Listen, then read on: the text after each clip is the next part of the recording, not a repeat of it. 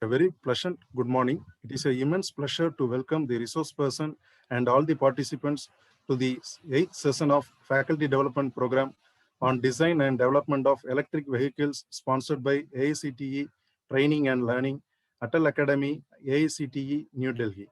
I extend my hearty welcome to all dignitaries and faculty members from the various institutions. In this session, having the topic on design and optimization of electric vehicles drivetrain will be handled by Mr. Aman Akotkar, Electrical Vehicles Engineer, ISIE, India. It is my great privilege to introduce our resource person. Mr. Aman Akotkar has completed his postgraduate degree in automobile engineering from ARAI Academy, Pune. He has completed his BE in mechanical engineering from Sri Balaji Institute of Technology and Management, Bitul, Madhya Pradesh. He is the member of SAE, head of CSR activity in ARAI, head of student member in ARAI. He is the expertise in hybrid vehicles, train, IC engine, hydrogen engine, alternative fuels, vehicle dynamics, aerodynamic calculation and simulation, exhaust after treatment system, and simulation of automotive components. The proficiency includes new parts development, concept design, product design, CFD, internal flow, external flow, and CHT, testing and validation. He has published 7 research papers and 1 review paper on various national and international journals, topics varying from injection pressure optimization, hydrogen fuel to dynamic sealing of Wankel engine and urea deposition in EATS. Now I invite him, such a wonderful personality, to take this session. Over to you, sir. Thank you so much, sir, for the wonderful introduction. Thank you so much, sir. So, are you sharing the screen? Yeah, so I think the screen is visible.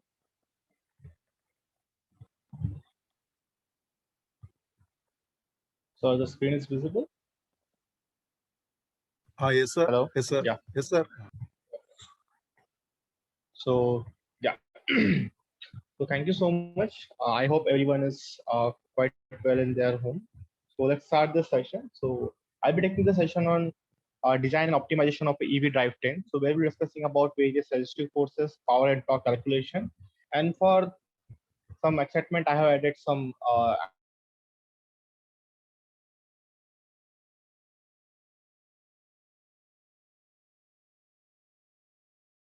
well. So, share.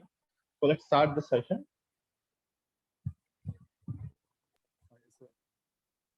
So first, we'll, as we know that in any type of calculation, coordinate system is very important. So suppose this is my vehicle and I need to make a coordinate system. So I'll be making the coordinate system. This is my coordinate system, x-axis, z-axis, and y-axis. So my vehicle is moving in this direction. That direction is in direction. So this x-axis can be called as a longitudinal axis. This z can be called as a vertical axis, and this y-axis can be called as a lateral axis.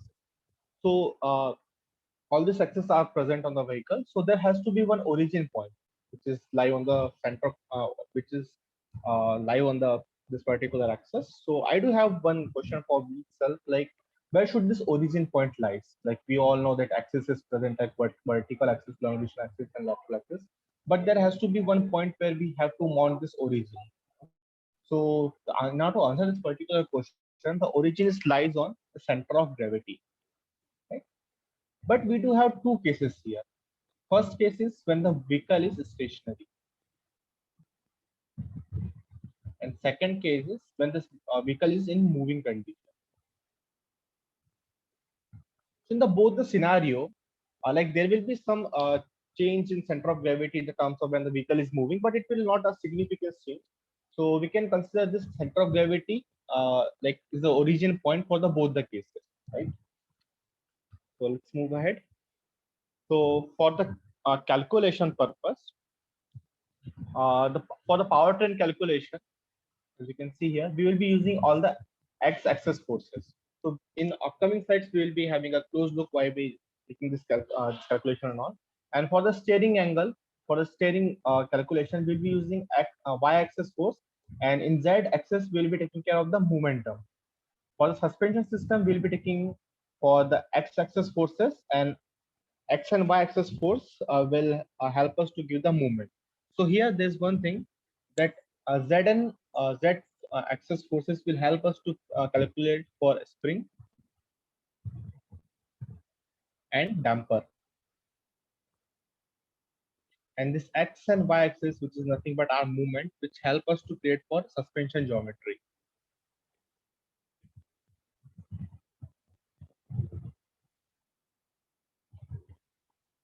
So there is one paper for you. This is the reference paper. You can download this paper on the SAE website. So in this particular paper, all this phenomena is described in a very detailed manner, like why the x-axis force is calculated, is considered for the power and calculation, and for the steering system and suspension system.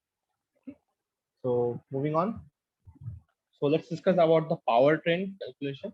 So here we do have a vehicle with us, and vehicle is moving on a theta angle in a forward this particular direction. Okay, which is climbing on this particular hill, and with the velocity of v is the velocity of the vehicle, and so all the forces which is acting. So let's take a look what all the forces which is acting. So here we do have one first force, which is nothing but our rolling resistance force, which is acting on the wheel. So rolling resistance is the force which is offered by the ground to the wheel in order to oppose the motion of the vehicle. So it is acting on the wheel. Okay. Next force, which is RA. RA is nothing but RS stands for aerodynamic resistance. So this is the resistive force, which is only acting when the vehicle is in a motion condition. If the vehicle is in a rest condition, then aerodynamic resistance will not be acting. And as we know that weight of the vehicle, which is very important, which is nothing but W, we can call it as a gradient force. So let's say gravitational force.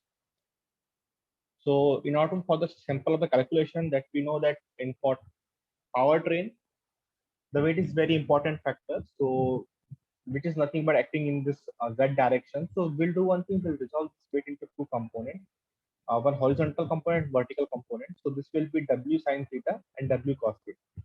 Okay. So here, these are the forces.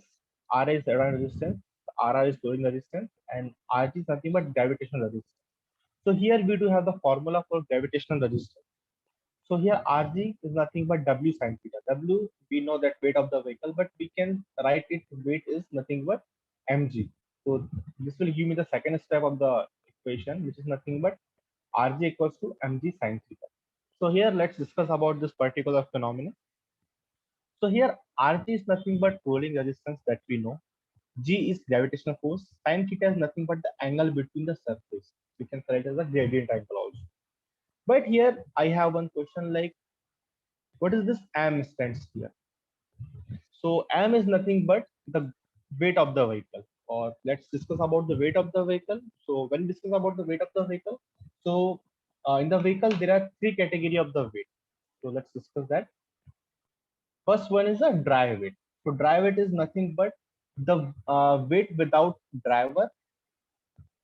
If your vehicle is engine vehicle, let's say, so fuel, engine oil, brake oil, all the liquid which is present in your vehicle in terms of fuel, coolant, brake oil, everything has to go.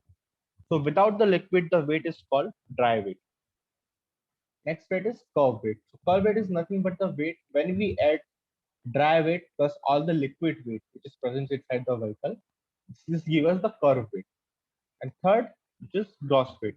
So gross weight is nothing but when we add the curve weight with a driver weight, passenger weight, and a payload. This payload is optional basically. So here, what we will be using? If we will be considering only autonomous vehicle where only vehicle has to move, then we will be considering for this curve weight only, right? But for the R calculation, we are using this gross weight for the calculation here. So M stands for gross weight here. Let's moving on. So let's discuss about the rolling resistance. So in case of vehicle, rolling resistance is acting on the wheel that we know. So rolling resistance is nothing but the combination of rolling resistance is acting on the front and the rear end. But the question here stands, how will you know that how much is enough front and rear? There has to be some criteria. It cannot be like 50-50 on each, right? So there is one very important factor which is a matter here, which is called weight, weight distribution. So here weight distribution plays a very important role in order to differentiate growing resistance, how much is acting on the front and how much is acting on the rear. Okay. So this is the formula, which is RR is nothing but mu r mg cos theta. So here mu r is nothing but your rolling coefficient.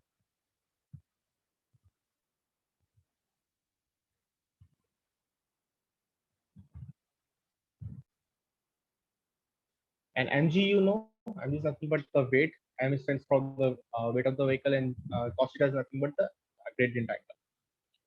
So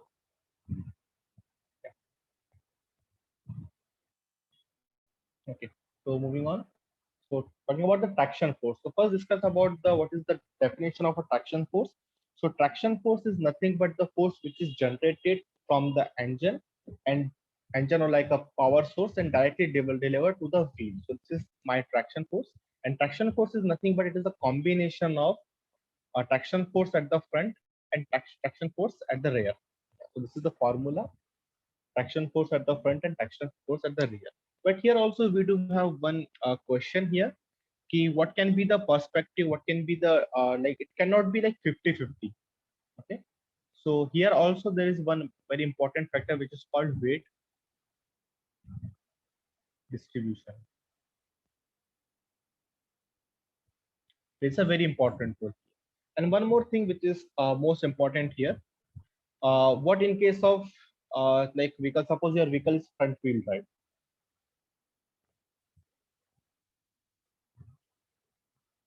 So it will be maximum on the front wheel and zero on the rear wheel, because as per the definition, like all the powers which is generated from the engine and like power source and delivered to the wheel. So the maximum in case of front wheel drive, the maximum powers will be delivered to the front wheel itself. So that's why it will be maximum on the front wheel and zero on the rear wheel. And let's talk about the rear wheel. So in the rear wheel, it will be zero on the front wheel and it will be maximum on the rear wheel because all the power is transmitting to the rear. But here we do have one interesting scenario. What happens when the 4x4 or let's say all wheel drive? So the situation is somewhat changed. So it has to be delivered on the front wheel also and the rear wheel also. Okay. But here the weight distribution factor plays a very important. Like suppose some of the ratio is like let's say 60-40. 60% at the front wheel and 40% of the rear wheel as per the weight distribution. So the traction force will be maximum on the front wheel and like 40% on the rear wheel. So this is the scenario in the 4x4 or all-wheel drive. So suppose you're like making a car which is of front, let's say front wheel drive. So in case of front wheel drive, you will be taking a traction force is FT front. And suppose you are making any go-kart on any vehicle which is nothing but a rear wheel drive. So you will be taking all the traction force Ft equals to rear for the calculation purpose. So here we'll be discussing about the aerodynamic resistance, which is one of my personal favorite topic to discuss on. So yeah, this is the formula for the reference. So let's try to take this particular formula and try to understand each and every part here. So Ra, we know R is nothing but aerodynamic resistance. Here 1 by 2 is nothing but the constant value. In some of the book, you can find this 1 by 2 as a 0.5. This rho stands for air density. This is nothing but the medium. And the value for rho is nothing but 1.225 kg per meter. Okay. And these two terms we'll discuss later. Let's jump to this particular part, which is nothing but the V. So let's V is nothing but the velocity. So let's take a example. Suppose this is my vehicle, and this vehicle is moving in this forward direction with the velocity, let's say v1 velocity of 35 kmph. Okay, and here the air is acting, and air is flowing in this particular direction, and the, let's say, velocity v2 is nothing but let's say 5 kmph. So here we do have two different velocities. So a very interesting question here, ki for the sake of calculation, which velocity I should be considered in place of v here. So like here we do have three different cases. Like first case is hand calculation.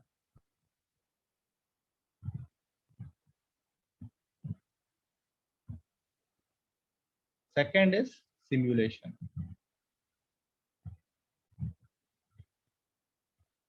And third scenario is actual condition.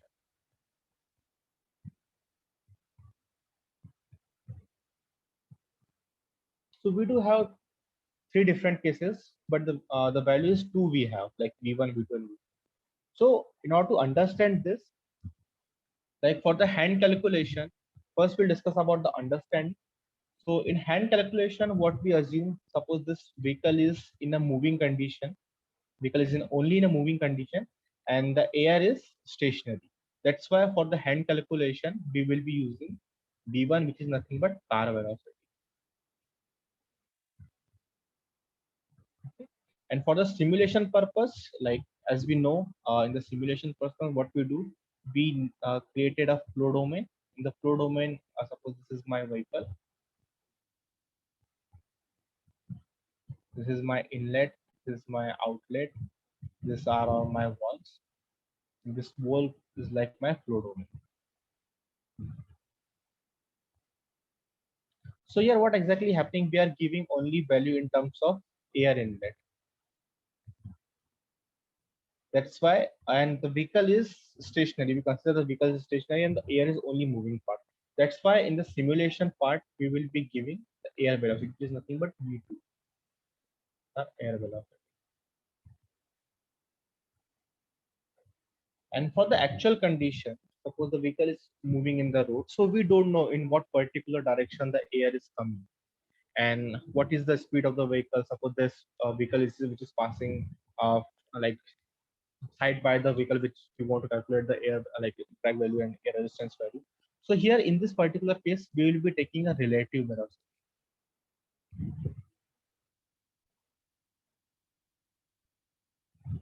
So in this particular relative velocity, what we'll do, the relative velocity is nothing but v equals to v1 minus v2.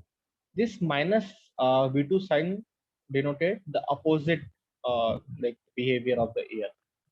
Okay, so this will be become v is nothing but v1 plus v2. So in this particular case, the v will be 40 kmph. So now we come to the conclusion. Suppose in this particular formula, if we going for the hand calculation, then we'll be using v1 velocity, which is nothing but the car's velocity. If we going for the software simulation, where we check up the case and we'll run the simulation, so we'll be using a v2 velocity. And suppose we want to go for the actual condition, where we'll be on the real drive, we're calculating the resistance, then we will be using the relative velocity. So let's move on. So here, resistance for the area. So till now we discussed this part, this, and this. Now the area part. So area is very important. So I do have one question here. Do area plays a very important role for the aerodynamic calculation? Let's try to understand this phenomenon. Do area really plays a very important role, or do area has a significant like impact on the calculation? So for that, I have two different images with me. This is my sphere and this is my cone. So first question is, which shape having the maximum, let's say, which shape will be the more aerodynamic friendly, or let's say the minimum aerodynamic resistance. So for this particular shape, we can say, okay, cone, like a normal person can say, cone is particular the shape which is having the less aerodynamic resistance. Why? Because it is a very sharp in the shape, and here we can say in this particular spare part, it will not be that aerodynamic friendly. So here, what I will do, I will make a screen here, and I will project throw some light on this particular sphere. So when we talk about the projected area here, the area which is projected, or let's say the area which will be created when the light will throw on this particular sphere. So it will project the area is like circle only. Okay. And when we talk about this particular cone, so it will also be projected as a circle only. Okay. So let's say the area is almost like same. So here I'll be putting one very interesting factor here. So let's say the diameter is d for this sphere, and for this cone also the diameter is d. Now what happened when the diameter is almost same, the area will also be same. So it's pi by 4, d square is the area, and here pi by 4, d square. So now the area is almost same. So now I all again ask the same question to self, like which particular body having like let's say less aerodynamic resistance. So here we can say this okay, by this particular say like the area is almost same, but still I want to go with the cone only. But here the cone will not be the answer for this particular question. So in order to understand this phenomena, because I was also having the same doubt when I came to know about this particular phenomena, when my guide told me that okay, Aman, you need to find the aerodynamic resistance of this particular two shape. So what I did, I went one more step ahead and I went to a simulation. So here I do have some simulation part. So let's first discuss with the cone. So I did the simulation here. So I'll be sharing some details about this particular analysis. So this is a contour of a velocity contour. So here this is my flow inlet from this particular end. This is my inlet part, and this is my outlet part, and this will be my wall here. I'll write it as the inlet. Next one is the outlet, and this will be my wall. And this wall will be my flow domain.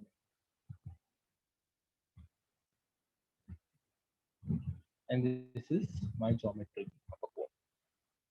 Let's say the velocity of air is, let's say 16 meter per second, and here we'll be taking air velocity. So here what exactly happening when the velocity like air is coming. So here we can see with this particular region value here velocity is somewhat very like decrease, or we can say almost near to the zero velocity. So what exactly happening here when the flow is coming? Let's say this is the flow which is coming here. So this particular end is like act as an obstacle. So here the maximum, let's say air particle will come and trap here. That's why you can see some very, let's say like almost zero velocity in this particular point. But as soon as it covers this particular end, here you can see the velocity is somewhat increased, and here due to some turbulence, the velocity is pretty much high, and here also. And after that, some vortexes and one common effect we can witness. Okay. So let's see the velocity, let's say pressure contour, which will be more understandable for us. Yeah. So in this pressure contour, we can see like pressure and velocity is like inversely proportional. When the velocity is increasing, then pressure has to be decreased. So in this particular part, we can see the pressure value is somewhat very much high because this obstacle and velocity is also decreasing here to maximum of particle is like applying a force here. That's why the pressure is like very much high. And we can see here some negative pressure is there. Okay, the value is like very much high. So here there is two zone is created. The first zone here is zone 1, we can time as a zone 1, or here the zone 2. Okay. So here, let's say in this particular point, we'll be taking the maximum value, like zone 1. We can set the pressure zone 1. So here the value is nothing but, let's say, 214.7. Okay, the unit is nothing but Pascal. This is the value at when the pressure zone 1. And the pressure zone 2 will take this particular value. So we can write it as a, let's say, here you can see this particular value. So we'll take this particular value, which is nothing but pressure zone 2 value is minus 527 Pascal. Okay. So we'll take this value. Okay. And let's compare the second analysis, and then we'll come to the result part. So this is for the spare part. So this is the velocity contour. Uh, this almost the boundary condition is almost same. The velocity and the input form on input values are almost same here. But there is one change here, that instead of cone we use a sphere. And I'll tell you one more interesting thing about the geometry part also. For making of the geometry, I like the diameter of the both the shape is almost like same, like 12 mm is the diameter which we took for the geometry preparation part. So here, as you can see, for the velocity contour, uh, there is some velocity drop in this particular point, because what exactly happening, although this is a spare part, sphere, but in this particular end here, some part of this particular region is almost acting like a straight line. Okay. So due to this straight line, this is a very let's say very let's say negligible part, but yes, it is playing some significant role here in order to decrease the velocity, because some of the particle of the air is like trapping in this particular form. And after this, due to this curvy surface, you can see in this particular region only the velocity is dropped, but after this particular angle you can see the velocity is somewhat high, and the value which we give almost like a 16 meter per second. Here you can see 16 meter per second and like 14, almost near about the 50 meter per second velocity value you can get in particular surface here. And here also somewhat increase in velocity due to let's say turbulence is there, that's why the velocity is somewhat increased here. And after some time here you can see due to this particular shape, here the negative velocity, or let's say almost zero velocity is there, because no of the air particle is coming in this particular part. So let's say about the streamline flow, so here the flow will be somewhat like this happening. Okay. And after some time, earlier it was like a straight, and after some time some vertices will be forming here due to the von Karman effect. So yeah, so this is about the velocity contour. Let's try to understand the pressure contour. Then we'll move to the previous slide where we'll be discussing about which shape is like more aerodynamic friendly. So here about this particular, let's say, pressure contour, here we can see like velocity is somewhat decreased here, so pressure has to be increased in this particular part. And as you know, this part is somewhat acting like a straight line here. So some of the pressure value will be increased in this particular region only. And after, due to this curvy surface, we can see there is very less aerodynamic resistance will be applied here, and the pressure value is somewhat very not very less, but it is favorable. And let's talk about it. Here also there is two pressure zone is created, pressure zone 1 and pressure zone 2. Okay. So here let's try to find the value here. So here we can see we'll take the maximum value, this value, which is like a red. So I'll write it as a in a pressure zone 1.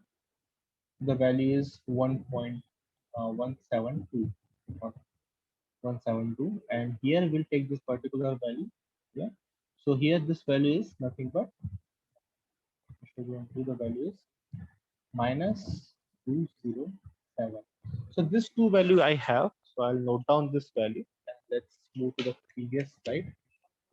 So pressure zone in case of sphere, we have 172. and next value is minus 207. And for the cone part, we do have pressure zone values minus let's say 214.7 Pascal, and next we have minus 527 Pascal. Yeah. So on this slide, now the same question: which shape is having more aerodynamic friendly, or let's say will offering the less aerodynamic resistance value? So here I'll write down the value which we got. In case of sphere, we got in like a pressure zone 1, and here I'll get pressure zone. Sorry, here I'll write sphere. So in pressure zone 1, we got the value of 172 Pascal, and here we got the value is minus 207 Pascal. And in this particular case of cone, we got the value of in the pressure zone 1, 214.7 Pascal, and here minus 527 Pascal. These are the two different values we can get. So here we can see the pressure difference in terms of this particular sphere is very much less compared to this particular part. Here the pressure difference is very high. So here the pressure difference plays a very important role.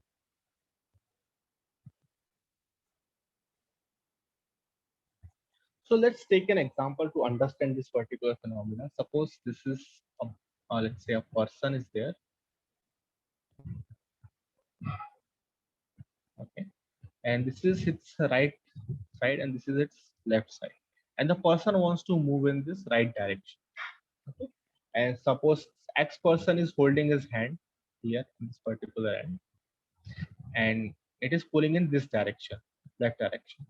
And the right direction, one of the person which is let's say holding his hand and it's pulling in this direction.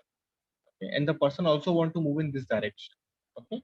But the person like from the rest, like Y person is only holding his hand, and this particular person which is from the side right left hand side want to pull his.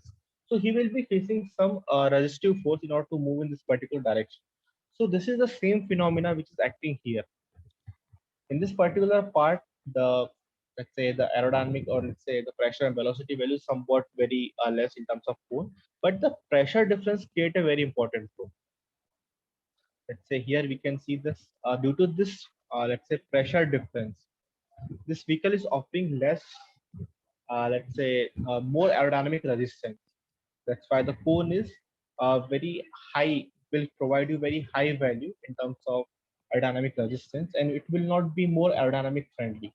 Although this particular shape is sharp, so here we can say the air is passing very smoothly, but due to this particular end of this particular cone, the pressure difference is very high. Okay. But in terms of sphere, when we see, so here when we talk about the streamlined flow and all, so here the pressure difference is very less as we discussed here. So that's why the sphere here which wins the battle, and we come to the conclusion.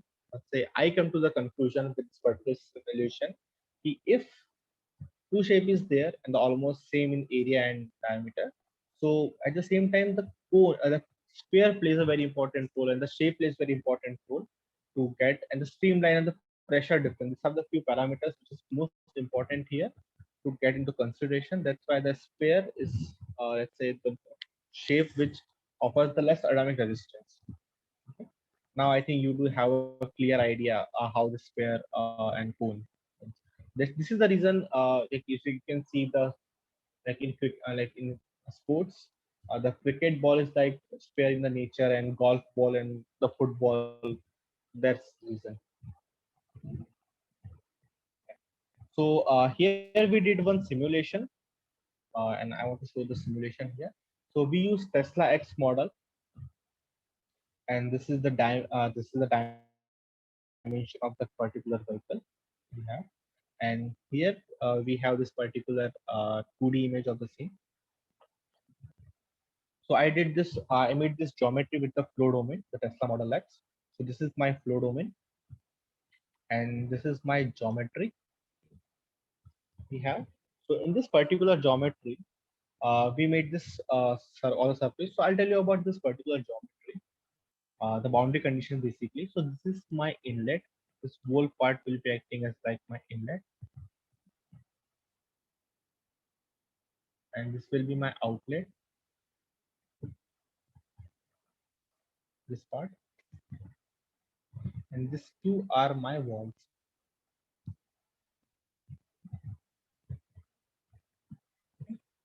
And this whole part is like my flow dome.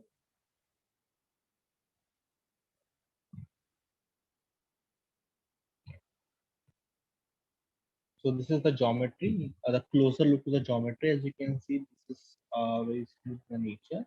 And when you talk about this particular geometry, so here we can see the angle between this front bonnet and this particular, let's say, windshield, the front windshield.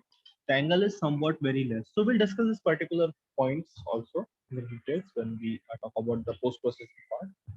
So this is the whole geometry part. And about the meshing part, as you can see, this is the mesh which I have did. And let's have a close look to the mesh part. So this is the close look to the mesh part. As we can see here, the mesh is almost reading this particular geometry. The all the edges we have, it is reading quite effectively the mesh part. So let's move to the like this all about the meshing part. Yeah. So we do have two different results for the same. So velocity contour and the pressure contour. And I'll tell you about the value. So the drag value, which is offered by the Tesla for the Model X, which is nothing but 0.24, the CD value. And with the simulation part, with the simulation which you perform and with it, so we almost receive the value of CD, which is 0.23. This is the value we got with our simulation part. So let's try to discuss this particular geometry of the car and why Tesla achieved so much. This is like 0.24 is like a very less aerodynamic resistance value. And let's try to discuss why the shape is like very aerodynamic friendly, or let's say which is offering a very less aerodynamic resistance, nothing but 0.23 CD value. So here we can see, suppose let's try to discuss about the velocity contour, and then we move to the pressure contour part. So in velocity contour, we can see, and the ground clearance is nothing but here 144, 3.1, not 1.3, it's 143, 143 is the ground clearance. Okay.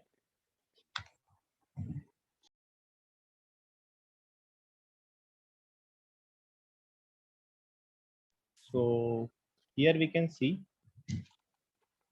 air is moving in this particular direction, and actually here the frontal part is almost like a straight line here, so there will be some velocity drop is happening here in this particular end, and after that we can see the air is moving very smoothly here. You can see here there will be no any obstacle, or let's say some particle drop is here. In like conventional vehicle, we can see due to this particular angle which is made by the frontal bumper, frontal bonnet, and the windshield. Here, this is like a maximum point where the maximum air particle is trapped, and it is providing more resistive forces here, resistance basically. So due to this sharp angle between these two components, the air is flowing very smoothly, and there will be no any let's say velocity particle trap here. In pressure control, it will be like more easy to understand. After this particular end, due to this turbulence, or let's say boundary effect, in this particular, and the spin drag is also playing very important role here. So here you can see this particular angle, in this particular region, the velocity is somewhat increased, and after that there will be no any sharp, there will be no any curved part is there that has to create some turbulence here.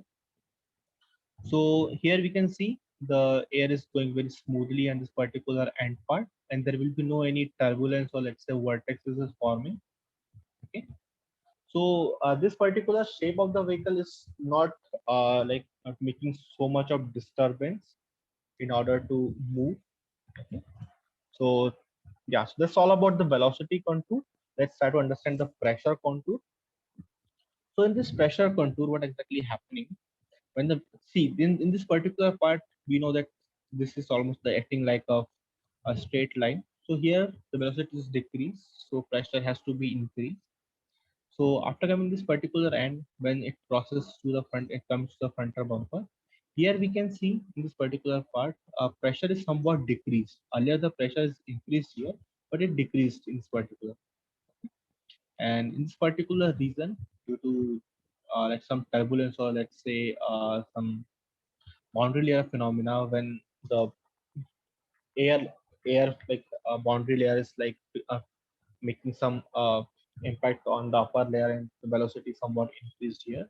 There is some turbulence is there, like very less basically. That's why you can see the pressure is somewhat decreased in this particular end. But when we discuss about this pressure difference here, like we all know that there are two pressure zone is created here. Here the pressure zone one, and here pressure zone two. Okay.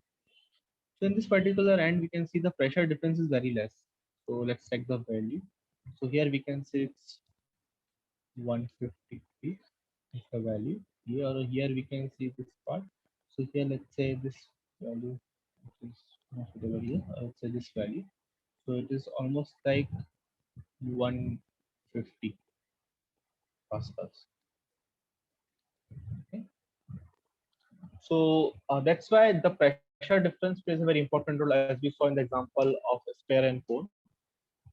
So this is the reason why this particular Tesla Model X is having the very less aerodynamic resistance value. Okay. So now I think you all have a basic idea how this Tesla model is basically the one which is coming with a very less aerodynamic resistance, because they worked on this particular let's say parameters which is like most important in terms of aerodynamic resistance, and they influence the aerodynamics, like as we discussed about this particular part, which is the front bumper, there's roof rack, and this rear windshield. Okay. So these are the major points they worked on, and they improved this particular shapes and all. And here this particular angle which is made between the frontal bumper and the front windshield, the angle is also somewhat very much increased. So yeah, this is all about the geometry. So this is the reason they come up with a very less aerodynamic resistance value, which is a record value, which is nothing but 0.24. And we did the simulation. We also got the same results. So talking about the area. So now we discuss this part, this area also we covered, and velocity we also covered. Now we left with very interesting part, which is nothing but CD. Now let's try to discuss what is CD. CD is nothing but a coefficient of drag. So coefficient of drag is nothing but the value which is basically used to define the suppose there is a solid body is there. So how much the solid body is making a disturbance when it is moving through air. So this is the particular value which we use to define efficiency.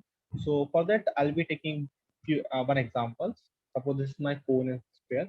So I'll be writing formula for the cone, sorry, the sphere and the cone itself. Okay. And here we know with the simulation part that diameter is almost same. Here we do have diameter part, and here we do have diameters almost same. So the area will also same for both. So diameter is same, the projected area, right? Here we're discussing about the projected area.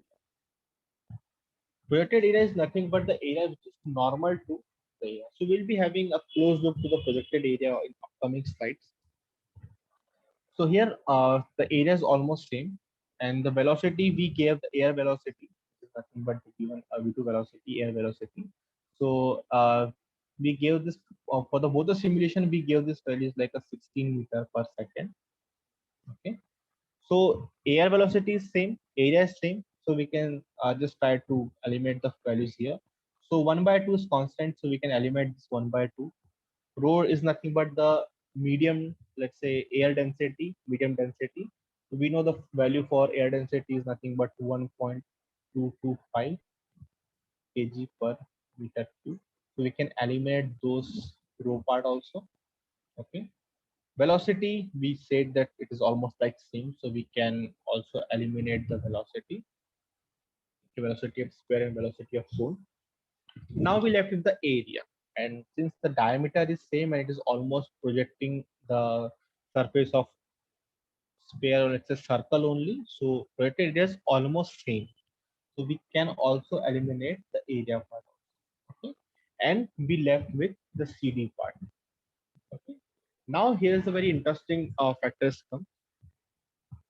Two bodies can be same in area. Let's say same area. Okay. Air velocity can also be same. Okay. But their CD value can differ.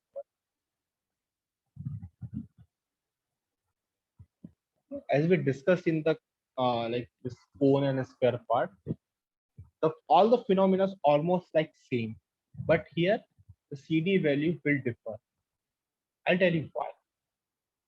Because in this particular part, the area is almost like same and all. But here the streamline motion, the pressure difference between two particular bodies and two particular zone, let's say pressure zone 1 and pressure zone 2, which creates a very significant impact. That's why we use CD term, like coefficient of drag, to define the efficiency of the vehicle. Okay, you will not be able to see like where someone is saying, okay, this body is almost like same, and they both are having same in area. So that's why this particular projected area is there. The velocity on the drag resistance like that, or let's say drag resistance is very less for this vehicle. We use CD term. Okay, this particular vehicle having 0.2 of drag coefficient. That's why you can see, okay, this vehicle is like very much aerodynamic friendly, or let's say offering a better, very less aerodynamic resistance. So this is the whole exercise to make you understand that the CD value plays a very important role in order to define aerodynamic resistance. Yeah, so that's all about aerodynamic resistance. Let's move ahead.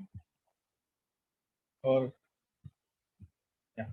So till now we see there are few resistive forces. So rolling resistance we saw, and second part is gravitational resistance we discussed. Traction force we also know, and aerodynamic resistance we have a very nice discussion here. So yeah, so let's move ahead. And now we come to the conclusion with the principal equation. So my principal equation will be ma, nothing but mass into acceleration, ft my traction force, ra is my aerodynamic resistance, rr rolling resistance, and rg is my gravitational resistance. So we can write is ma is nothing but ft plus ra plus rr plus rg. Okay, so I'll rewrite this equation in terms of ft. So traction force will be become ma, which is plus ra plus rr plus rg. This is the value which we are getting here. Now moving on. So this ma is nothing but acceleration resistance. When you accelerate your vehicle, okay, so you will be facing some, let's say, when you accelerating your vehicle, you will be facing some resistance. So this is your acceleration resistance. This Ra plus Rr plus Rg is nothing but the resistive forces which we will be offering, which the air will be offering. Okay. The final principal equation will become Ft equals to Ma plus Ra and Rr. This is the final equation. Okay. And this is the most important equation if you're going for the any type of calculation part. Okay. This is the most important equation. Okay. Yeah.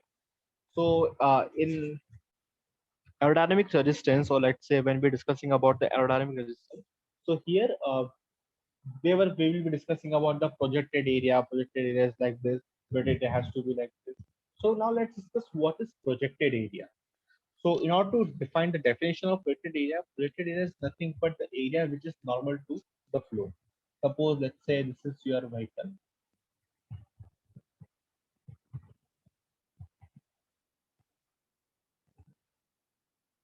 And it is moving in this direction, and the air is flowing in this direction. So in this particular this area, this part, let's say, this part is normal to the flow.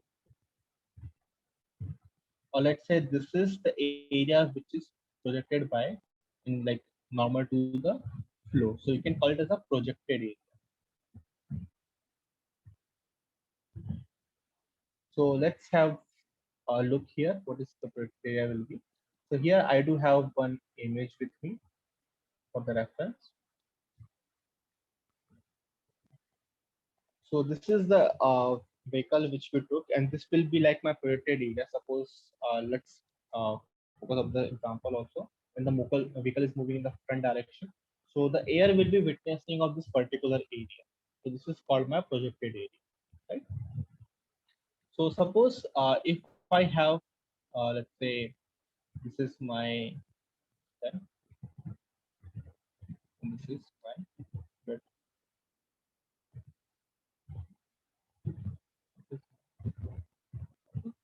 now I want to calculate the projected area. So how I'll be calculating? So we know that in order to find the area, so it is nothing but length into width is the formula in order to find this value. But here, if you go for length into width, so do we really get the projected area, or let's say the area which we require for the calculation part? Because length into width is still going. So for the sake of understanding, I'll be drawing one like rectangle here. So this is almost be like this.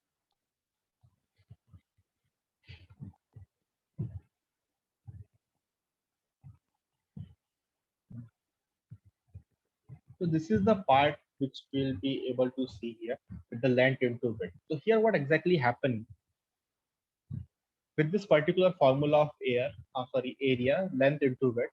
So here we will be also be calculating this particular zone, right? Which is nothing but our hollow surface. And it is almost giving us the value of a rectangle. But we don't want this rectangular value. We want the true projected area value, which is projected by the, let's say, the vehicle or car in terms of air, and we only want to find the true value, which is like the air is facing, or it's the frontal projected area value. So do we have any idea how we can calculate? Like software value is almost always there, software method is always there to find the area.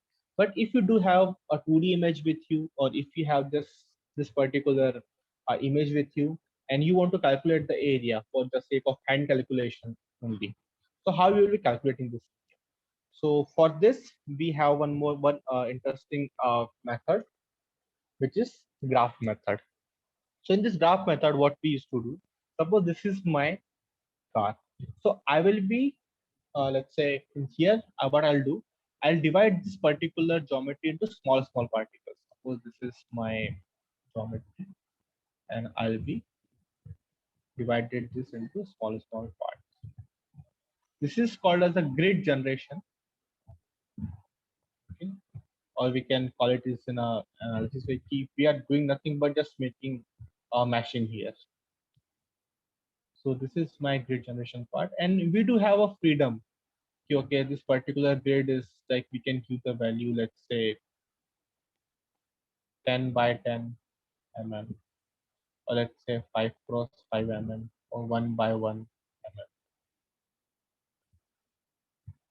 Okay, and we can calculate this particular part. Okay, so now you do have a basic idea. So let's, here I divided this particular whole geometry into grid form, or let's say the graph is generated here. So here what I will do, these are the values for the graph. So here I'll be using 4 cross 4 mm graph, and the area is like 16 meter per square. So one square block, this particular block is having the area of 16 meters square.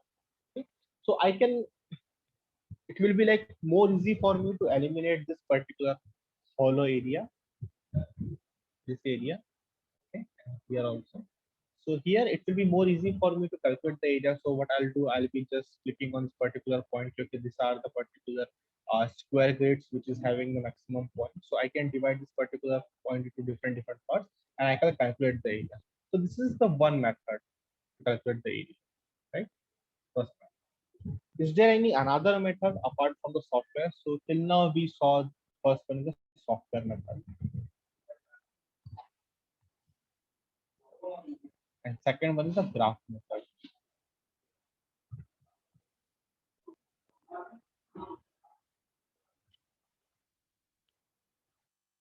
Okay. And now if you do have one value, one another method to calculate the area. So here in ISI India with my guide, so we did for like we do have one very interesting conversation going. These are like two methods we have. Like first method is the graphical method. Second method is nothing but our conventional method that we use for the software part, where we'll be just importing the geometry. Okay, and then particularly we need to just go and click some options there, and we'll be getting the projected area. So is there any another way to calculate the projected area? So we come with the solution. So for that we went for the literature review, so many research papers we offered and all.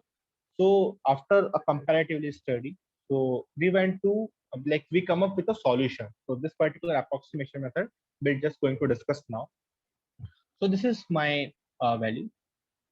Here we do have this particular, let's say, uh, length of the vehicle, and this is my, let's say, width of the vehicle. So here what I'll do nothing. I'll just make a, let's say, rectangle here. So this particular box I make here. Okay, and for the box I do have, let's say, the value I have here for this particular box. Okay, so and we know the conventional formula in order to find the, let's say, the area of rectangle, which is nothing but length into width. So we'll follow this particular path. So here what I'll do, I'll write 1.443 into 1.850. This is in a meter. So this give me the value of, let's say, I okay. So this is the value which we'll get here. So this is almost, yeah, some value will be getting here when we go for the calculation part. So here what I'll do, here we can see in this particular part, in this particular box, the area which is covered for this particular vehicle. So we can see almost 85, let's say not 85, but from 82, and let's say 90% of the area which is covered by this particular wheel or this particular box, right? So here what I'll do, I'll go for this particular calculation 1.44, and here I'll add one more thing. Let's say 82%, will take the minimum value. 82% of the car is covering, so I divide it by 100. Okay, and I'll, when I come with the solution, so it will be like 2.1890 meter. This is the value which we got for the projected area. Although in a graphical method you will be getting this particular value also, but this will be like a more lengthy process, where you need to like here you need to calculate each and every particular part and all. But in this particular graph method, what you will be doing is just making this particular box, and you know the simulation, and you know the parameters and all, and you just by visualization you can say, okay, this particular car is covering almost 80 to 90% of the area of this particular box. So I can be just go for this approximation method, and I can be calculate this particular area. Okay.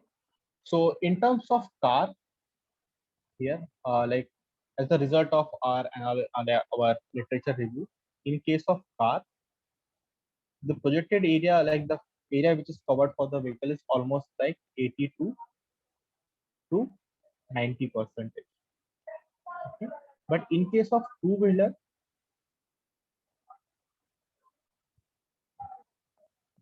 when the driver is sitting on the two-wheeler, because in the two-wheeler part we will be calculating only when the driver, like drag value will be calculating when the driver is sitting. So it is almost like 72 to 85%. Okay, so if you want to calculate the projected area for your two-wheeler also, so you can go for this particular process. So just you need to remember this particular ranges. Okay, so four-wheeler case you know, and two-wheeler case you know. Okay, so this is how you can calculate the projected area here. Okay, so this is the third method for the area calculation, as we came to the conclusion with the too much literature review and all. Yeah, so let's moving on. Yeah, so here we'll be discussing about the rolling resistance. So what is rolling resistance and how it is happening, or rather, like we'll be having a close look to the rolling resistance part. So for the rolling resistance, I do have a wheel with me. Okay, this is the center point of the wheel. This is the inner dia of the wheel, and this is the outer diameter of the wheel, right? And this is my radius, which is nothing but the R. And there is a W load which is acting vertical on this particular P point. Okay, and here what we'll do, the rotational velocity of this particular wheel is omega, and there are 2 points P1 and P2. We'll discuss the 2 point here, and this is the contact patch here. This is the point O, which is our contact point, and we do have the linear velocity V. Okay, so let's try to discuss this particular point, and we know that the velocity is nothing but omega r, omega r, right? So now the vehicle is moving in this particular direction. Here, what exactly happening with this vehicle? So we know this vehicle is moving in this particular direction. W load is acting, and the rotational velocity is nothing but omega here. And here in this particular point, when the contact, we'll discuss about the contact part zero, O is the point. Here we can see the velocity of this particular point is almost like 0 meter per second due to the boundary layer phenomena. Okay, referring the boundary layer phenomena, when the part which is very close to the surface is having almost zero velocity. Okay, but here we know that v is velocity of this particular v is nothing but omega. So here what exactly happening in this particular region, when this vehicle is moving, so here in the point of p1, till p1 it is having a velocity of omega, but from the p1 velocity it is decreasing the velocity of the wheel to achieve the velocity of 0 meter per second on the point P. So here we can write it as the from P1 to O, the velocity is decreasing. Okay, but as soon as it covers this particular point of, let's say O, it has to achieve the velocity of V equals to omega. So the velocity is increasing from 0 to P2. So here from 0 to P2, the velocity is increasing. If you want, I can make a velocity profile for you. So this profile will somewhat looks like this, where we will be having a two different parts. Here, let's say P1, or here, let's say P2. So here, since zero part, this is 4 point, nothing but velocity equal to 0 meter per second. So in this part, the velocity is somewhat decreasing here, and here the velocity is increasing. This will be the velocity graph for you. So here, this is the phenomena which is acting here. So here, due to all this phenomena, and here some velocity is somewhat decreasing. So here, some compression zone is there. The compression of the tire is there due to the surface. Okay, so this compression zone in here, because it's moving in this direction. And here the velocity is 0, and somewhat velocity is high. That's why this particular here, the compression phenomena is happening. So here we can say call it as a traffic zone. Okay, this is my traffic zone. Okay, and here this, because here the velocity is 0 and here velocity is more, so here some tension is there, some stresses are there. Okay? So this is called the stress. So this is calling as a tension zone here. Okay, so this compression and tension zone will help to basically uh, give that, basically making this velocity 0 here over here. So let's take a, let's take an example to understand this phenomena.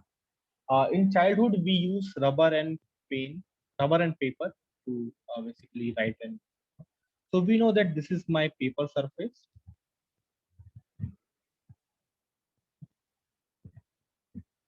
This is my paper surface, and the shape of the rubber is somewhat like this.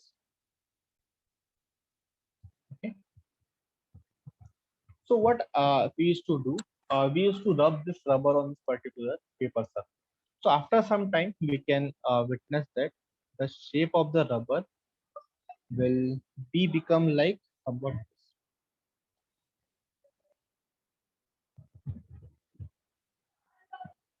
Yeah. So this is the shape of the rubber, which is making here. So let's talk about the contact parts. So this is the contact part here of this rubber, and we are like having this rubber in this particular. Sure, what exactly happening here? Two forces are acting at the same time. Okay, when we move this particular rubber body here. So here, one force which is acting, which is calling as a cohesive force.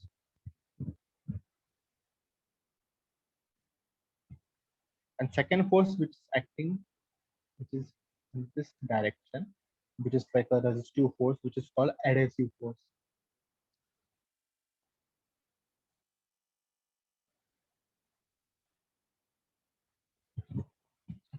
So what exactly happening here when you're moving your rubber in this particular direction and the adhesive force is let's say high. So there will be some small particle of the rubber between the structure of the rubber is there. Some small deformation of the rubber particle. But what happened when the cohesive force is high? The cohesive force is high and adhesive force. So you can see the rubber is traveling very smoothly on this particular paper, and there will be no as such a paper deformation is happening. But what happens when the cohesive force is also maximum and the adhesive force is also maximum? Okay? So we can see the like the collateral damage. We can see we also witnessing some particle of the rubber which is less particle here, and some rupture, some deformation on the paper is there. Some paper get ruptured here. Okay? Some deformation is. So this is the actual phenomena which is having here. Let's take one more example here. Uh,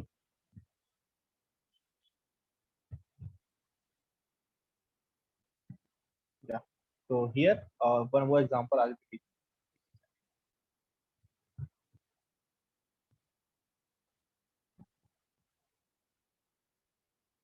So let's say, suppose this is my solid part. This is my let's say a body, and here I mounted a rubber. So rubber is elastomer. We all know. Okay? This is my point A, my fixed support, and this is rubber is there. So what I'll do, I'll plug this rubber here, okay, this particular point B, and I'll stretch this rubber to this end, say point D. Till point, I'll stretch this rubber. Okay, it will somewhat like this. So here, what exactly happening when I release this, let's say the force. So rubber will be moving into this end. Okay. So here, rubber will be moving here. So what exactly happening in this particular point? After rubber will take some time here to retain its position in this particular point. Okay. So here, what exactly happening? Some losses in the energy takes place in order to reduce this position. Some losses are okay. Now, what exactly happening here? This release in energy, this loss in energy is calling as the hysteresis loss.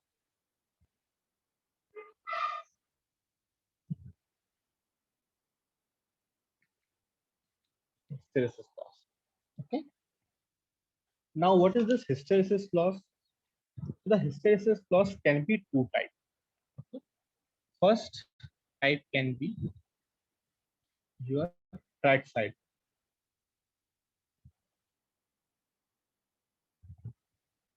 In this track side, like in form of feet, suppose you are running your vehicle in like certain speed, and once you stop your vehicle, so on the track side of your wheel, you will be witnessing some heat is there.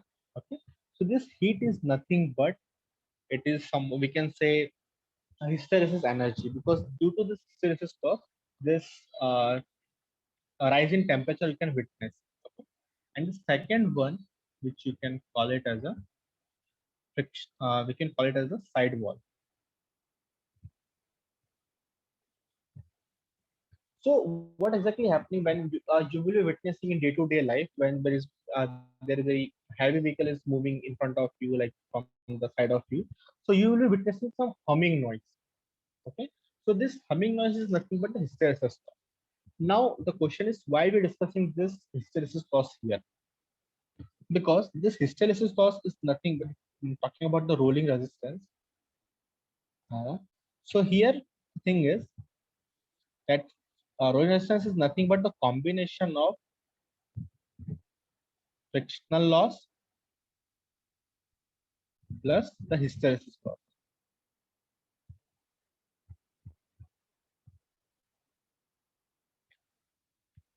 So that's why this hysteresis loss playing a very important role here.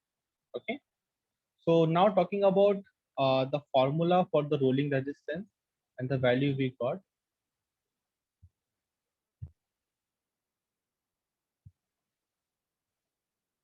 So the rolling resistance is nothing but we can find it as a mu r. This formula we know, mu r mg cos theta. Okay. This mu r we know, which is nothing but a rolling resistance.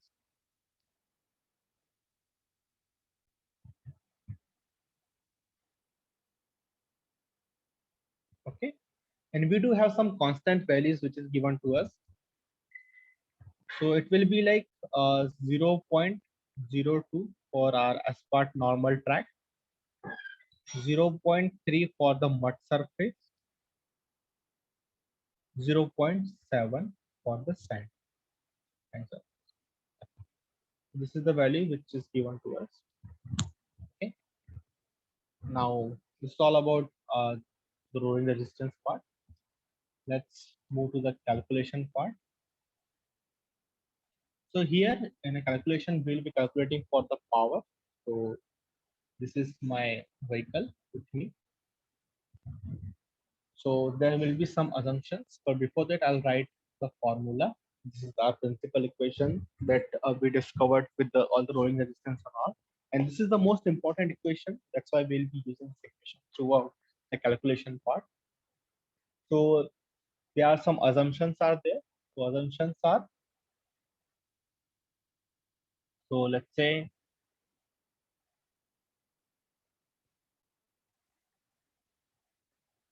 so theta is nothing but 0. The ground is flat. We know that in a real condition, theta is nothing but the angle between the surface and the vehicle is moving, the gradient angle basically.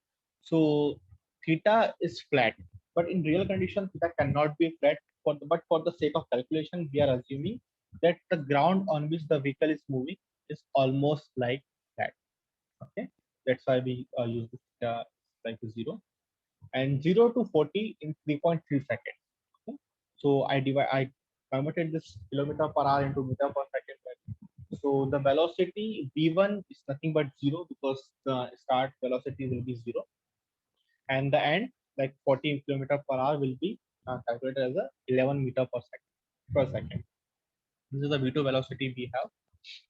So time we know 3.33 seconds. So I'll write this formula, which is ft equal to ma plus ra plus rr plus rg. So here let's put this particular value in the formula and try to get the answer. So this is how we will be putting the value. So this formula will become this. So here Ra, which is nothing but our acceleration part, we can write as the V2 minus V1 divided by T. And this is the formula for aerodynamic resistance. This formula. Okay. And RA, RR, so rolling resistance can be rewrite as like this. mu r mg cos theta. Okay, and rg we know mg sin theta. Okay, now we'll put this particular value. So after putting this particular value, this v1 will become 0. Okay, this v1 will become 0, and since the theta is 0, so this sin theta term will become 0 because sin 0 is 0. So this whole term becomes 0, and cos 0 we know cos 0 is 1. That's why we have this mr mu r mg. Okay, this value. Now what about the power? So here we'll be getting the value of ft. So this ft value we can use here for the power term. So here ft into v2 minus v1. So v2 value, v1 value we know that's 0. So this is how you will be calculating the value. So power is nothing but equals to fractional force into velocity, the ultimate velocity. So that's why in normal terms you can see that uh, if you want to describe any vehicle, you can say like 0 to 40 kilometers in let's say 3.3 seconds, or let's say 0 to 40 seconds in this kilometer. So this is how you can calculate it. Suppose you want to travel your vehicle, you want your vehicle to move in let's say 0 to 40 in let's say 10 seconds, or let's say less than 10 seconds, or let's say 2 seconds you want. Okay, so for this particular part, how much power you will be required? So here you will be doing nothing but in terms of this particular t, you will be putting this value of 2, and you will get this similar like form like calculation done, and you will be getting the power value.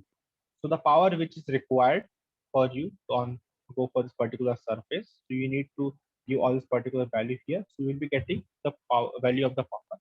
So in order to get this particular value done from 0 to 40, this is how you can calculate the power.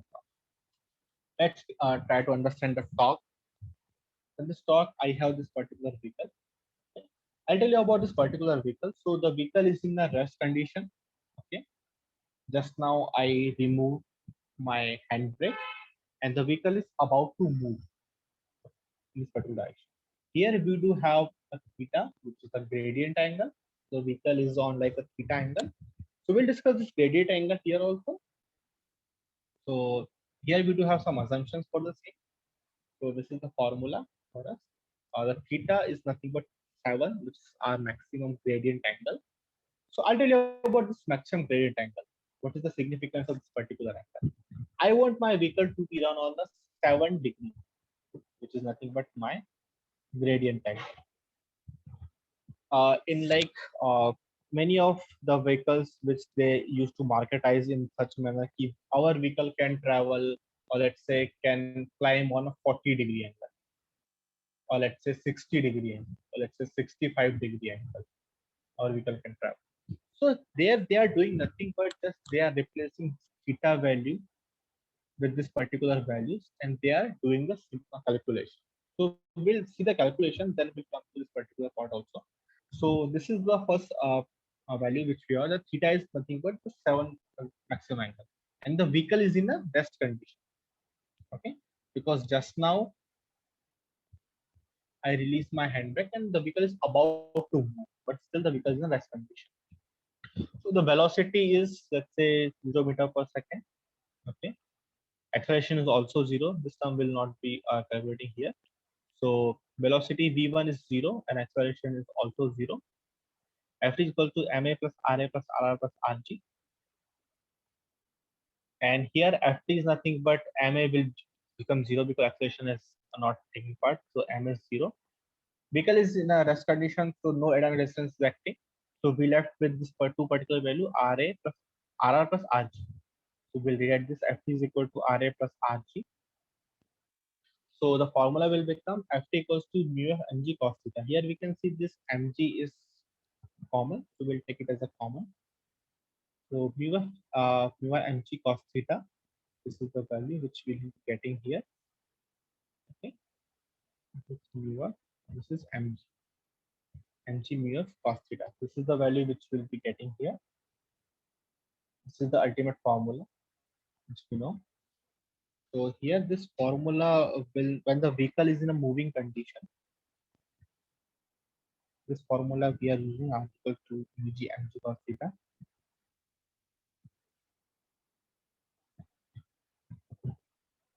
So here one more formula we have r equals to mu r mg cos theta. So here this mu f is stands here for the static friction. The static friction value which is given to us is nothing but 0.7. Okay, let's move ahead. Yeah, so here we can see this particular theta angles. If you want to make a vehicle which is run on like a 65-degree gradient angle, so you can replace this theta value with the 65 value, and you can run your calculation, and you will be getting this particular theta value, and let's say the torque which is required to climb this particular part. So here for here let's say F is equal to mg mu of cos theta plus sin theta. So the torque at wheel can be defined as TW, which is nothing but Ft. We got this Ft value from here. Okay, and R is nothing but the wheel radius. So when the motor is defined, so the gear ratio will be torque at wheel divided by torque at motor. So this is how you can calculate this particular gear ratio. So yeah, that's all about my side for this particular session. If you do have any questions, so we can have the question.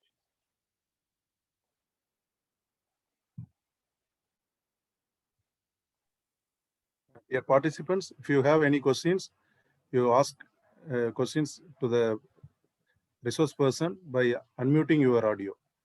Hello, sir. Hello, sir. Yeah, I'm Chandra Kumar. Thanks for the nice session, sir. Thank you so much. Yeah, can you suggest any reference material or papers so that we can get some more insights on this, sir? So, sir, like any specific topic you can suggest me, so I can give you some reference. The fundamentals of this aerodynamic resistance, etc., sir. Okay, so sir, for the aerodynamic resistance, there are so many papers which is available, and we as ISI India, we also made one course on dedicated to the aerodynamic resistance, where we're discussing detailed about aerodynamic resistance, how the aerodynamic resistance plays its important role, and how and all, each and everything which is within this particular thing. And talking about the research paper, so right now, me and my guide is working on a research paper. So once it got published, we are into beta phase. Once it is published, I will also refer this particular paper to you. And on SAE Mobilis, if you go to the SAE Mobilis, and in the toolbox, if you type the keyword aerodynamic resistance, so you will be getting maximum number of papers. This part. Which website, sir? Your company website, right? No, sir, not my company website. This is SAE Mobilis. SAE Mobilis, okay. SAE, and right now I'm also working on a paper along with my guide. So once the paper got published, we can share the details with you also. Okay, sir. Thank you, sir. Yeah, thank you. I'm requesting host to kindly give some, let's say, the permission to my guide also, if he wants to add few things in the session also. Ronak sir is here. Robinson, can you please make him co-host also? Who, sir? Ronak sir is there, my guide.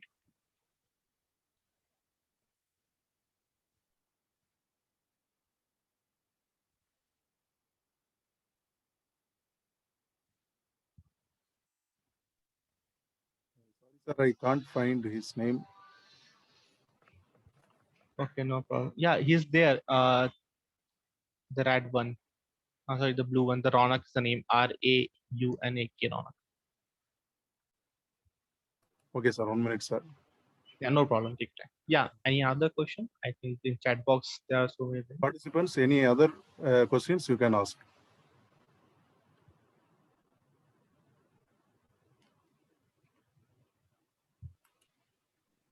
Sir, you talked about the sphere and conical shape.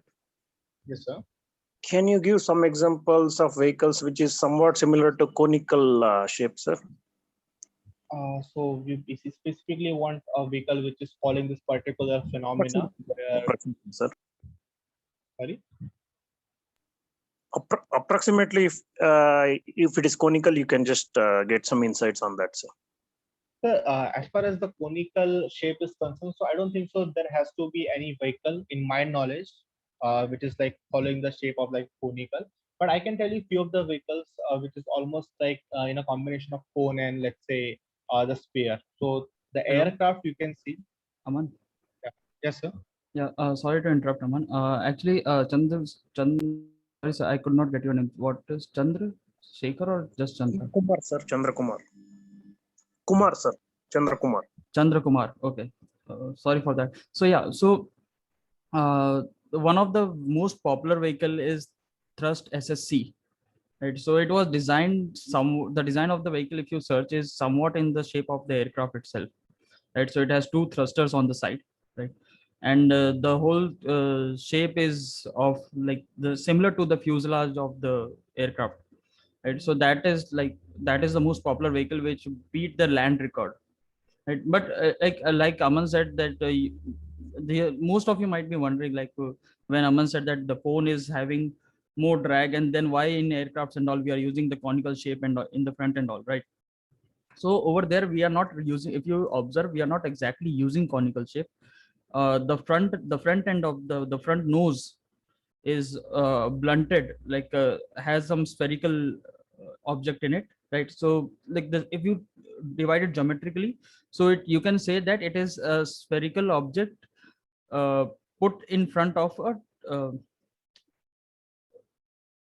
put in front of the cone. So basically the nose is cut off and the sphere is put over there, so something like that the shape is.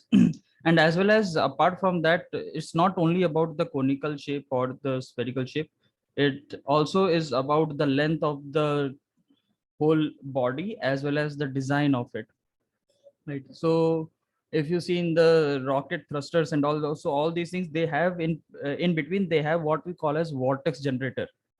Okay, we have vortex generator also in between. So these vortex generators are responsible to bring back, because our main goal is always to bring the to reduce the turbulence if you want to reduce the drag. So these vortex generators are responsible for that, so they will bring down the turbulence over there. And apart from that, as far as the vehicle vehicle part of the question goes, so production vehicles, you will find rarely any production vehicle will have exactly spherical or conical shape, because the design is too complicated to be kept in that way. So and also and that is why when we calculate the drag of the vehicle, so we take an average drag. But when Aman said that the drag of the vehicle is 0.23 for Tesla Model S, but if you go and analyze each section of the vehicle separately, you will find different drag value for each section, right? So because of the complexity of the shape in the 3 dimension, right? So I believe this should answer your question. Yeah, thanks for the elaborate answer, sir. And one more question, sir. Sir talked about cohesion force and adhesive force. So can you give some more insights on that, sir? Cohesion force and adhesive force in respect to what, Aman? Can you Resistance, with respect to the resistance, the rolling resistance. the rolling resistance? Okay, fine. See, okay, imagine, just can you do one thing, right? So put the finger on the table, right, and run it across the table, right? So in that you can find that the skin of your finger will flex, right? On one side it will be stretched and on the other side it will be compressed, right? So that is how the tire behaves when the wheel is rolling. Okay, so this is the first part. The second part is, now the tire is not an elastic. So tire is basically having two kinds of forces are acting on the tire. Hello. Yes, sir. Yes. Okay. So I think for last 2 minutes I was on mute. Okay. Sorry. Just But your give voice me. is audible, sir. Okay. Just yeah. Now it is audible, right? Yes, sir. Yes. Okay. So in respect to your question, do one thing. Put your finger on the table and run it across the table. Right. So you can see the skin of the finger will flex, right? On one side it will be compressed and on the other side it will be stretched, right? Similarly, the tire is also experiencing. That is somewhat similar to what the tire is experiencing when the wheel is in contact with the ground and moving forward. Okay, now that is happening because of the cohesive and adhesive forces that you also just said and Ramana also just said. So what is this? So take it in this way. So in order to understand that, what we do is we study the tire in form of brush model. We called it as brush model. So under that, what we have, so similar to what the brush, the toothbrush, right? So similarly, you imagine that the surface of the tire is covered with the whole brush elements, right? So basically the molecules of the rubber, right? Now on one end, on the tire side, the molecule have two ends, right? So one end will be in contact with the surface, the other end will be in contact with the tire, like intermolecular bond will be there, right? So on one end you have intermolecular bond, right? And on the other hand, it is in contact with the surface, right? Now the property, the molecule of the tire is in such a way, so the tire has, or the rubber has a very good adhesive property with the surface, depending upon the hardness, of course, right? So like Apsara rubber, you see, right? Apsara rubber, if you erase, it will immediately come off and it will be big chunks of rubber, right? But the ink eraser, if you see, so the paper will be taken away, but the rubber will not rub off easily, right? Because over there intermolecular bond is stronger than the adhesive force. In case of Apsara rubber, adhesive force is stronger than the intermolecular bond, right? So similarly over here also, in case of tire, the rubber has experiencing two forces. One is intermolecular bond, which is within the molecules, and on the other end, in the contact with the surface, it is experiencing adhesive force. It wants to stick to the surface, it wants to remain attached to the surface, right? And that is why this whole pull and push situation goes on with the tire. And due to this pull and push, now add this thing to the uh, elastomeric property of the tire, that means, or the rubber. So that means if you stretch it, it will come back to its original position, but within time. So it will take time to come back to its original position, right? And thus it creates, it generates losses actually. So on the surface of the tire, what we call as tread, you will observe that loss in the form of heat, right? And on the sidewall, you will observe that loss in the form of sound, right? So when the tire when a vehicle goes by, the sound is coming, the hum noise will be coming, especially in case of trucks and buses, right? So that is due to this, I think. Yeah, thank you very much, sir. Thank you. Sir, two more questions from the participants in the chat box. Yes, sir. First question from Vivek Pandey. What about design of electrical vehicles for variable torque? Okay. So Vivek, for this I would like to say that first of all, when we are calculating the motor power and torque, right, we know that there will be variable torque, right? So always we are calculating for the maximum performance that we want. Keep in mind, maximum performance that we want, okay, not what will be there. Because if you see, if you desire, you can put a 1000 horsepower motor in your vehicle, right? But do you want that 1000 horsepower motor, or is it required, right? So that is why you are the one who will be limiting the performance of the vehicle, right? Performance of the vehicle is not limited by the motor, but we are limiting the motor in order to limit the performance, right? So that is why while doing the calculation, and while if you, in case of IC engine also, you see that there is always mentioned about peak power and peak torque, right? So in case of motor also, while the motor rating is mentioned in terms of peak power, peak torque, rated power, rated torque, right?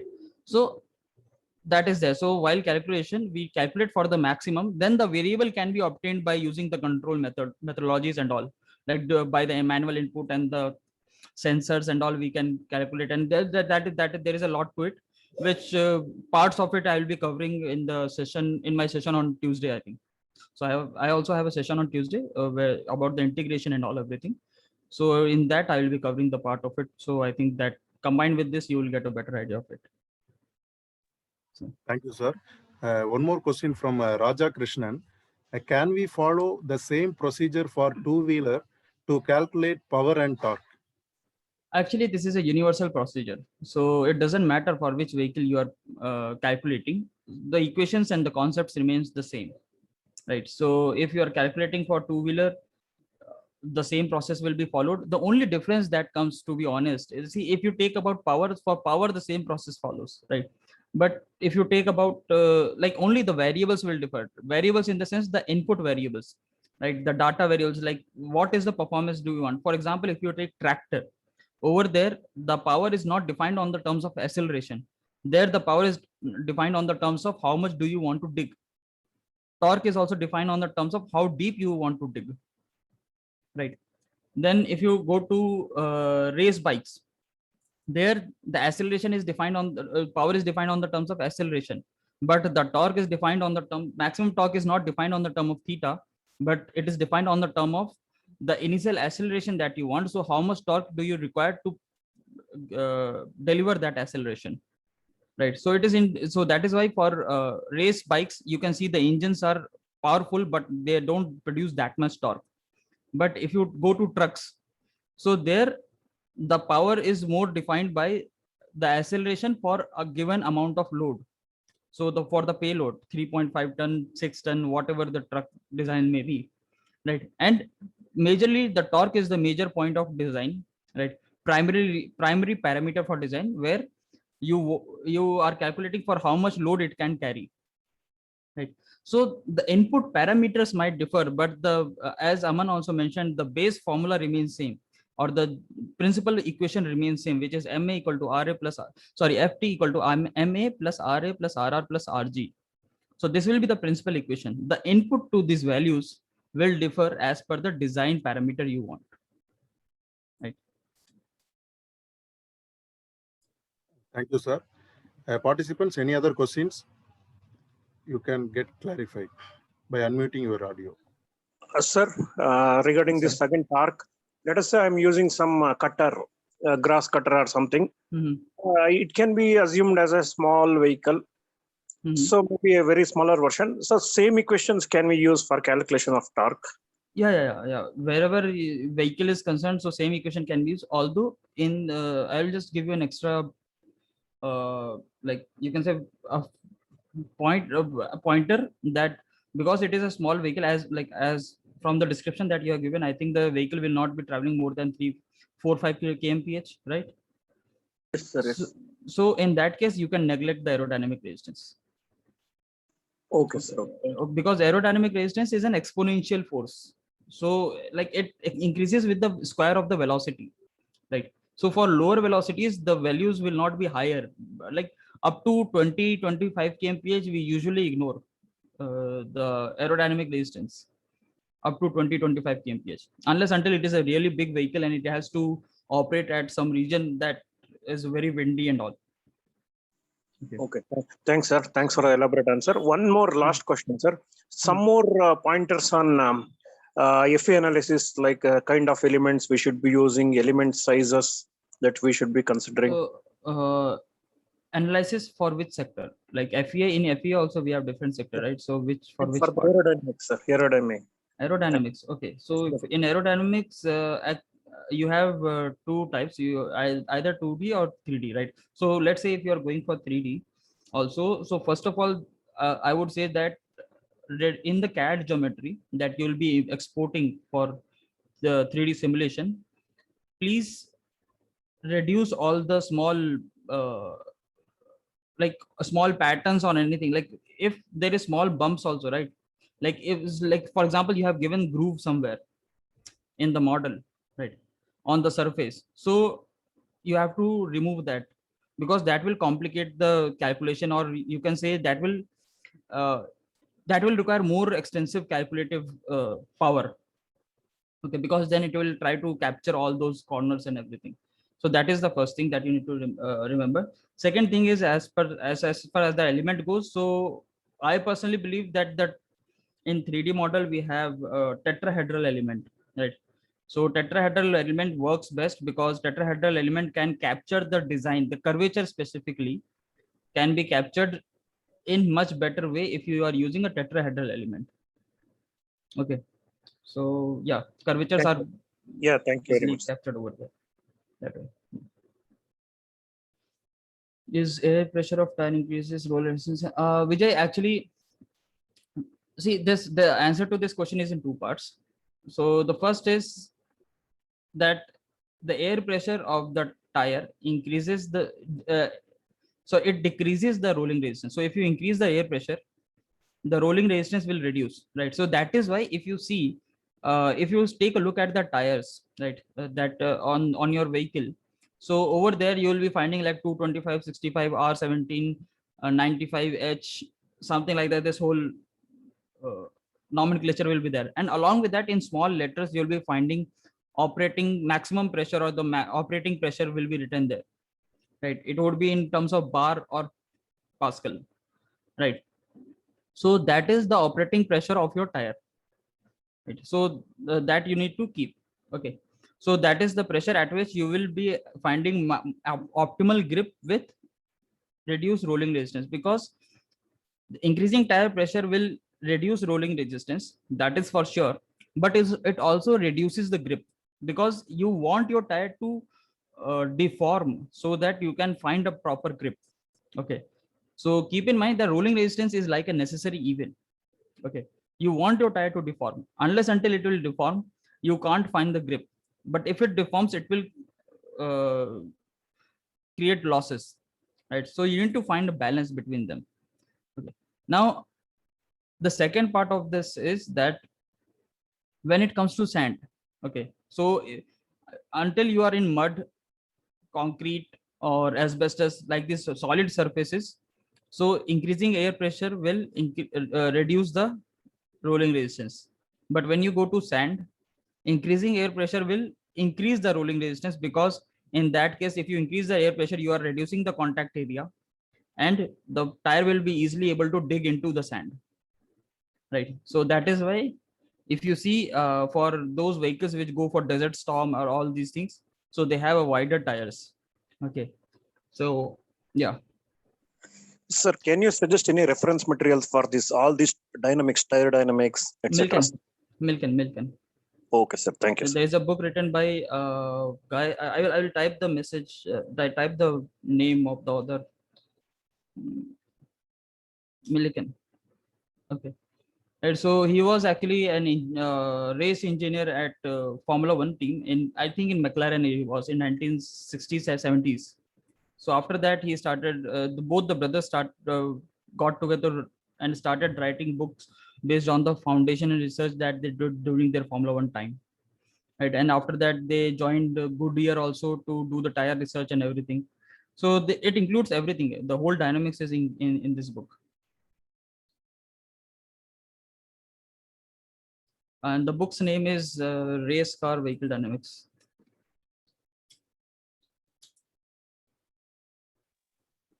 Any other questions?